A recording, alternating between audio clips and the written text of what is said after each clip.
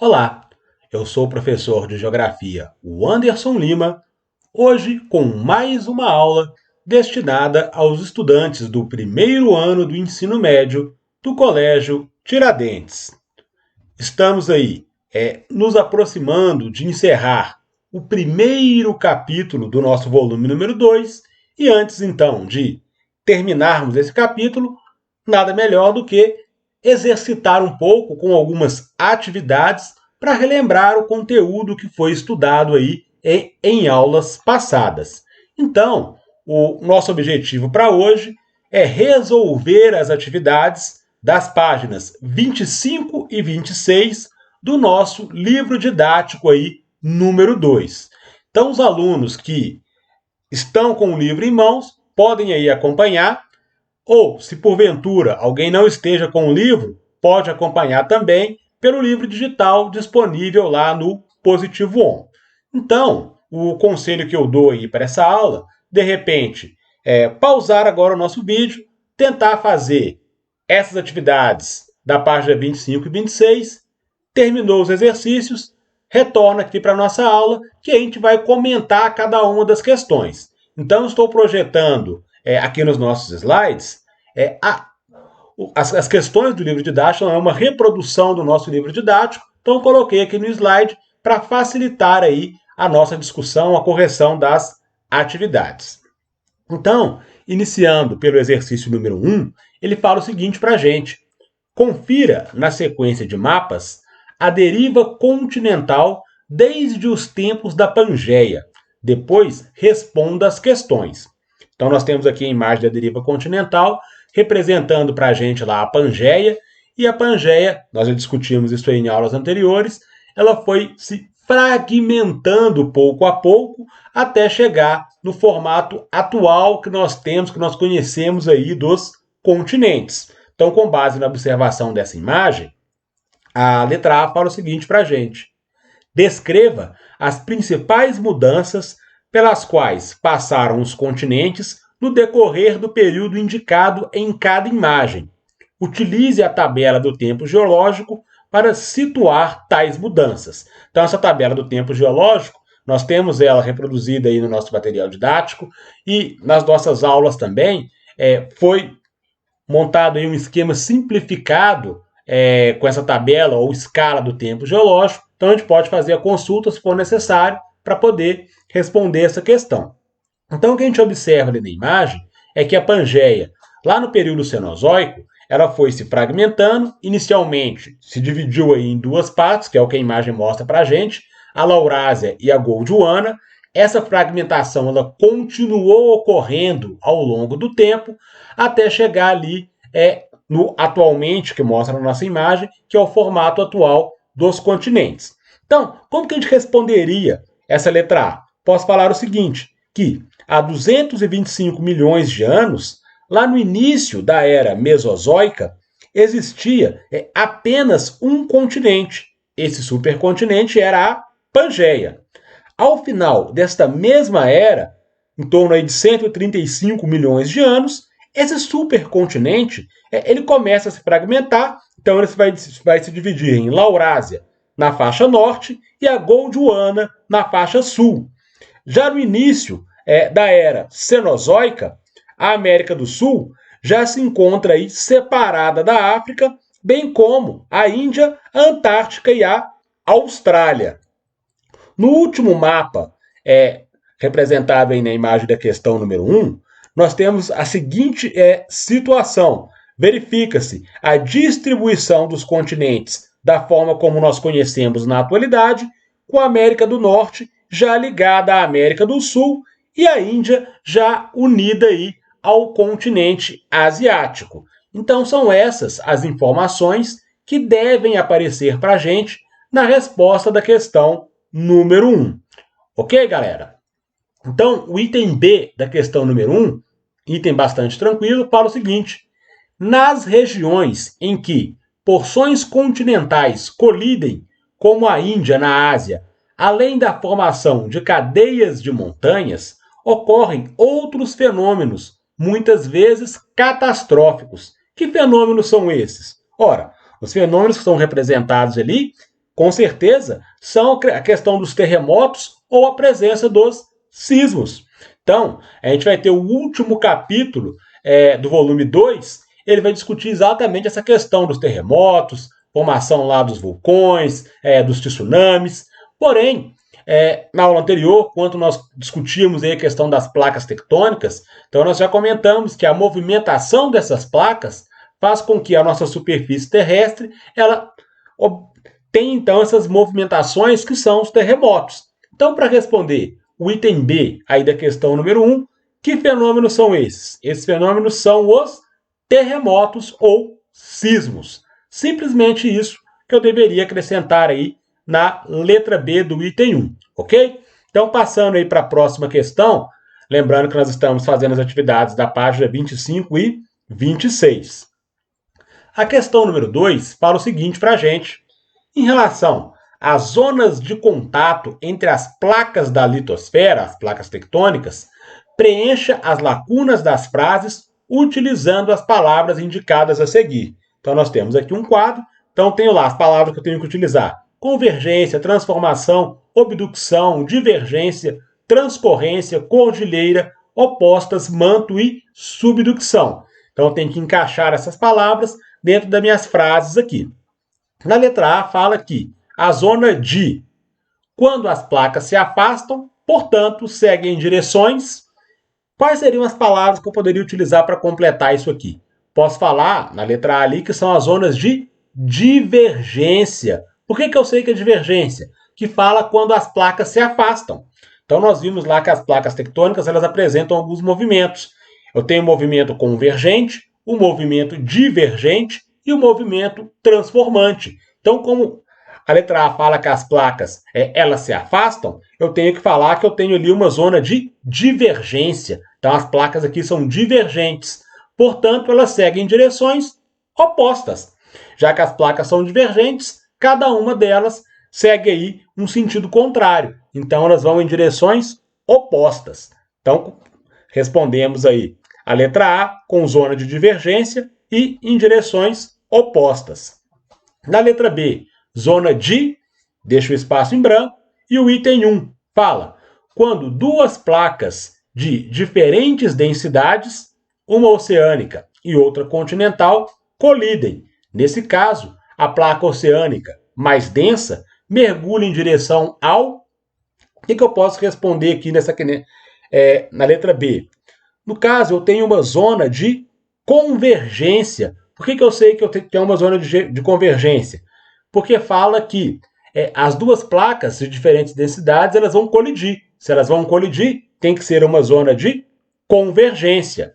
E fala também que, nesse caso, a placa oceânica mais densa, ou seja, ela é mais pesada, ela vai mergulhar em direção ao manto. Então, nós fizemos lá a estrutura da Terra, em crosta, manto e núcleo.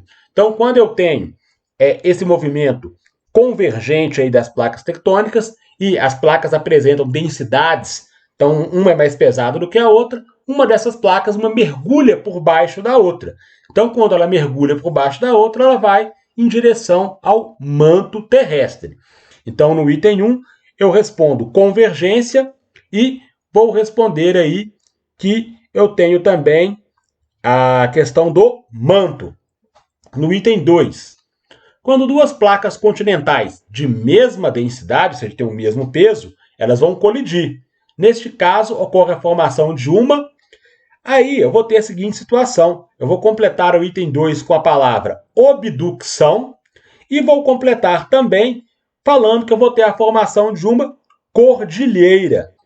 Uma cordilheira, porque como as duas placas elas têm a mesma densidade, o mesmo peso, quando elas se chocarem uma com a outra ali, a tendência delas é o quê? De pegar a superfície terrestre e elevar, vou ter uma elevação da superfície terrestre, nesse caso, então, formando aí uma cordilheira, uma cadeia de montanhas. E esse movimento de erguer aí a superfície terrestre, eu dou o nome de obducção. Então, a obducção é quando eu tenho a elevação da superfície, e eu vou ter a subducção quando uma das placas tectônicas, uma mergulha por baixo da outra aí.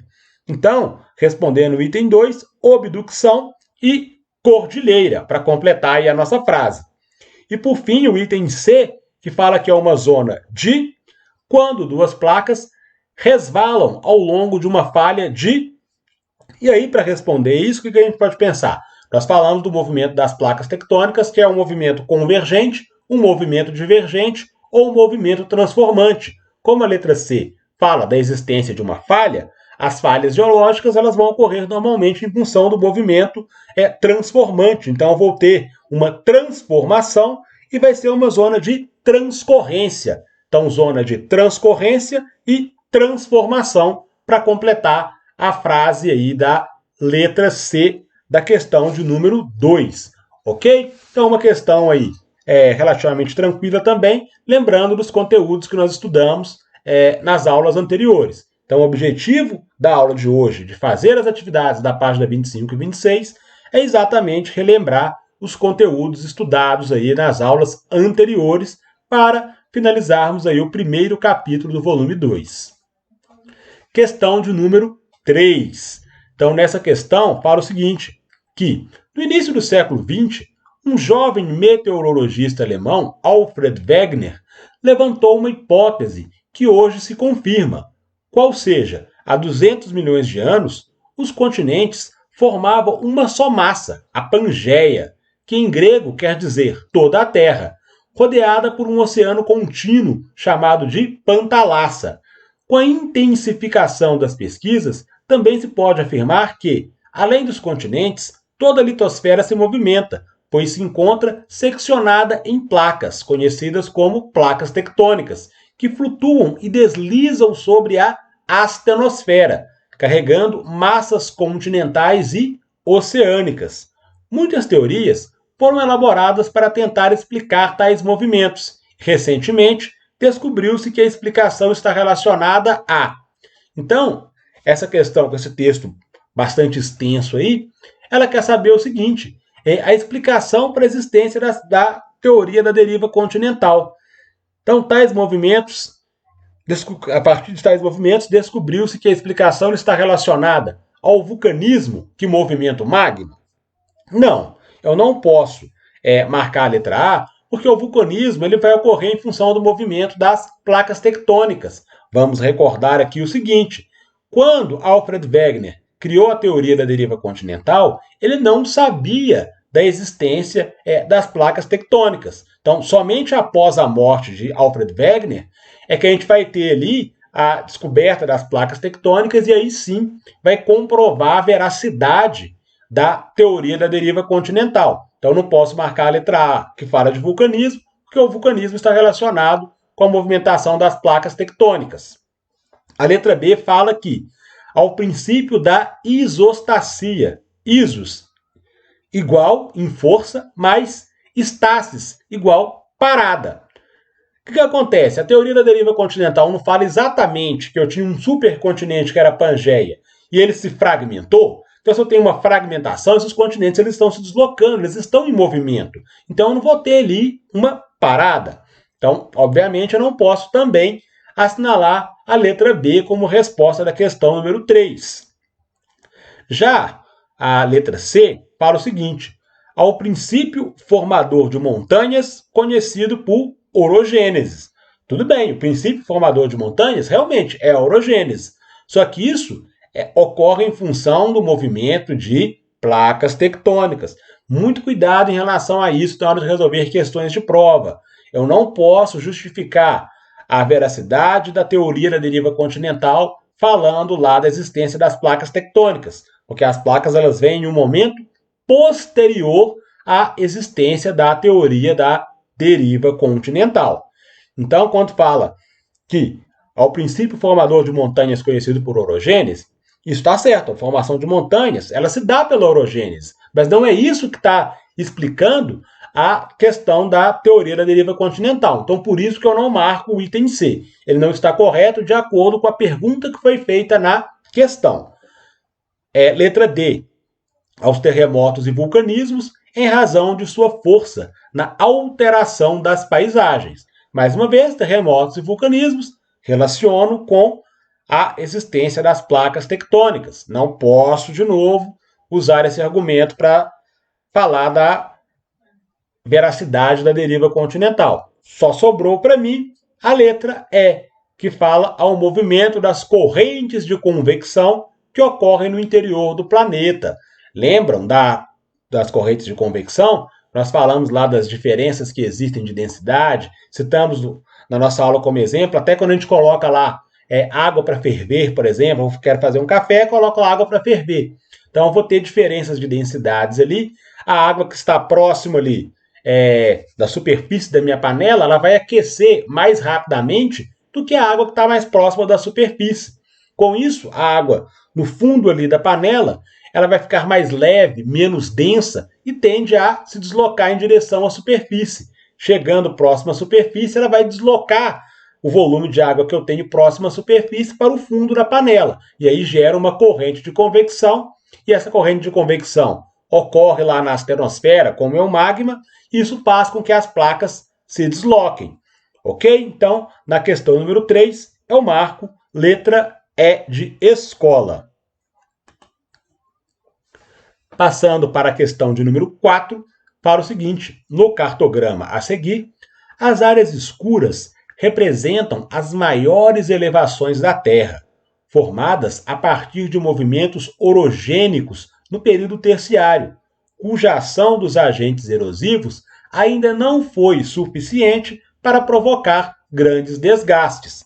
Então nós temos aqui nessa questão do Cordilheira dos Andes, os Alpes, presença aqui também do Himalaia, e fala o seguinte: tais estruturas são bacias de afundamentos tectônicos? Não posso responder isso, porque eu estou falando que são formação de cadeias de montanhas. Então, se são formação de cadeias de montanhas, eu estou fazendo o quê? Estou pegando a superfície terrestre ali e estou erguendo a superfície, está ocorrendo ali um soerguimento. Então, eu não posso falar de bacias de afundamentos tectônicos. Então, descarto a letra A na questão número 4. Posso falar de escudos cristalinos? Os escudos cristalinos, quando estudamos lá a escala do tempo geológico, eu falei dos escudos cristalinos, que eles estão presentes desde lá do pré-cambriano, há 4,5 bilhões de anos, são estruturas rochosas extremamente resistentes. E não é a situação que ocorre aqui, porque essa formação orogênica que eu tenho representado aqui no meu cartograma, os Andes, os Alpes, o Himalaia, é uma formação relativamente recente, pensando aí na questão do tempo geológico. Então eu não posso falar de escudos cristalinos aí. Isso vai acontecer. Nós fizemos também uma comparação entre o tempo geológico, que passa lá em milhões, bilhões de anos, e o tempo histórico, o tempo dos homens, que ele vai ocorrer lá, a gente vai passar em anos, décadas, séculos. Então existe essa diferença entre o tempo dos homens, o tempo da humanidade e o tempo geológico. Então essa formação orogênica, essa formação de cadeias montanhosas é algo extremamente recente no tempo geológico. A letra C fala de bacias sedimentares. As bacias sedimentares elas vão ser formadas a partir do que eu tenho lá os processos erosivos. E o próprio enunciado da questão fala que a ação dos agentes erosivos ainda não foi suficiente para provocar grandes desgastes. Se a ação da erosão ainda não provocou grandes desgastes, eu não posso formar aqui uma bacia sedimentar.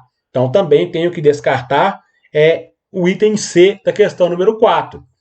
Na letra D de dado, fala da questão dos planaltos sedimentares. Mais uma vez, para que eu tenha lá uma formação sedimentar, tem que ocorrer processos erosivos. E o enunciado da questão fala que esses processos erosivos eles não ocorreram de forma suficiente para provocar grandes desgastes. Então não pode ocorrer a formação de um planalto sedimentar.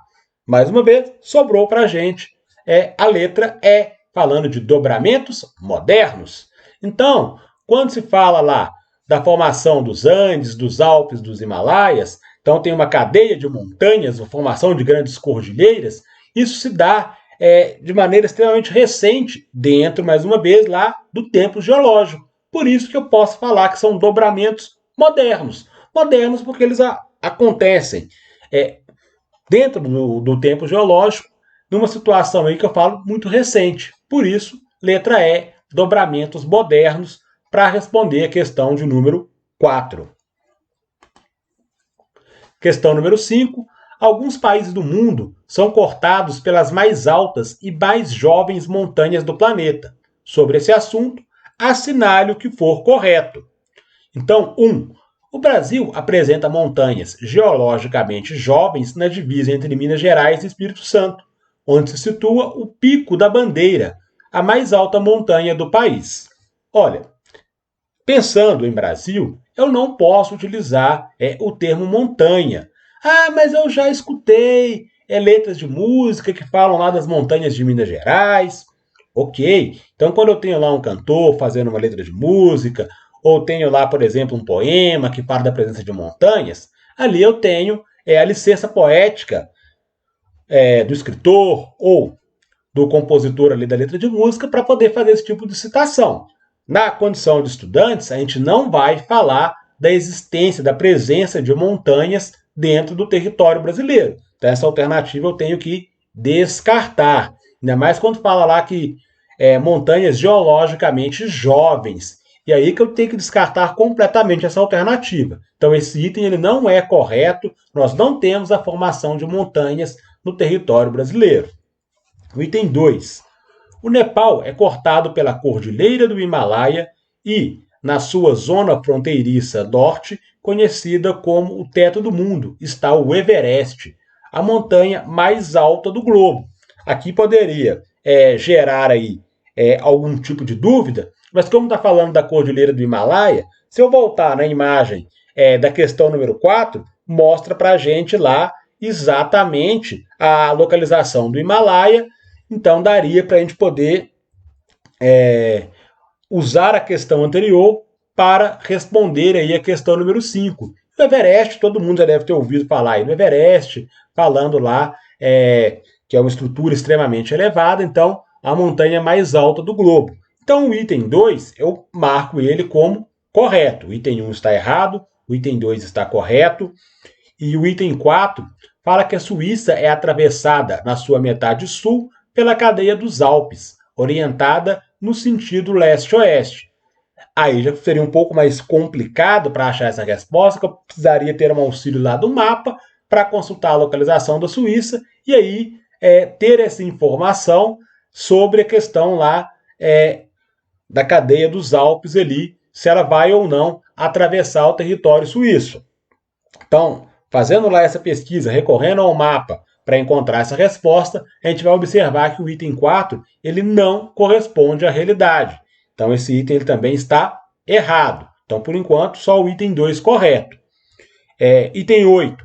A Bolívia é cortada pela Cordilheira dos Andes, sendo que sua capital, La Paz, situa-se no altiplano e é a capital mais alta do mundo. Então, esse item eu posso marcá-lo aí como correto. Mais uma vez, a questão 4 mostra para a gente lá a localização dos Andes. Então, a Cordilheira dos Andes ela corta aí vários países, entre eles a Bolívia. Então, se deslocar, por exemplo, até La Paz, provavelmente a gente vai ter talvez dificuldade aí até para conseguir respirar em função da altitude. São mais de 3.600 metros de altitude que eu tenho ali em La Paz. Então existe uma dificuldade muito grande até quando praticantes de esporte, jogadores de futebol, por exemplo, vão fazer uma partida na Bolívia, jogadores brasileiros, eles têm dificuldade em respirar aí exatamente em função dessa altitude de mais de 3.600 metros aí. Então, o item 8 ele também está correto. Então, o item 2 e item 8 corretos até o momento. O item 16. A Nigéria é cortada pelo Grande Rift e é atravessada pelas montanhas que contêm o Monte Kilimanjaro, o mais alto da África. Assim como o item 4, que eu precisava recorrer lá ao mapa, nesse item 16 eu também teria que recorrer ao mapa para saber se a Nigéria realmente é cortada lá pelo Grande Rift e se ela é atravessada ou não pelas montanhas que contêm o Kilimanjaro. Então, quando eu faço lá essa pesquisa, eu vou observar que o item 16 também não corresponde à realidade. Então, estaria errado o item 16. Então, na questão número 5, correto apenas os itens 2 e 8. Ok? Então, para encerrarmos aí as atividades da página 25 e 26. Ah, não terminamos. Não, tem mais uma questão. Cadê? Ah, tá. Questão 6. Pulei aqui a questão de número 6. Então, para encerrar, essa sim é a última questão das páginas 25 e 26. Fala lá o seguinte: as rochas, assim como outros componentes do meio natural, são classificadas por meio de critérios específicos, permitindo agrupá-las segundo características semelhantes. Uma das principais classificações é a genética, em que as rochas são agrupadas de acordo com o seu modo de formação na natureza. Sob este aspecto, as rochas se dividem em 3 grandes grupos. Estudamos o ciclo das rochas e falamos lá das rochas magmáticas ou ígneas, rochas sedimentares e das rochas metamórficas. Então, elas vão se dividir em 3 grandes grupos, que são exatamente esses. Então, eu estou falando das rochas magmáticas, das rochas sedimentares e das rochas metamórficas. Vai corresponder à letra D. Então, nessa questão, uma questão bastante tranquila. Então, para nós que vínhamos estudando esses assuntos aí nas últimas aulas, provavelmente não teríamos dificuldade em acertar essa questão lá no momento de prova. Então, questão 6, letra D, ígneas, que corresponde lá às magmáticas, então rochas ígneas ou magmáticas, sedimentares e metamórficas, ok? Então, com isso, meninos, encerramos aí a correção das atividades das páginas 25 e 26, terminando também o capítulo de número 1 do livro didático 2 aí, ok? Então, até a próxima semana, grande abraço a vocês, bons estudos!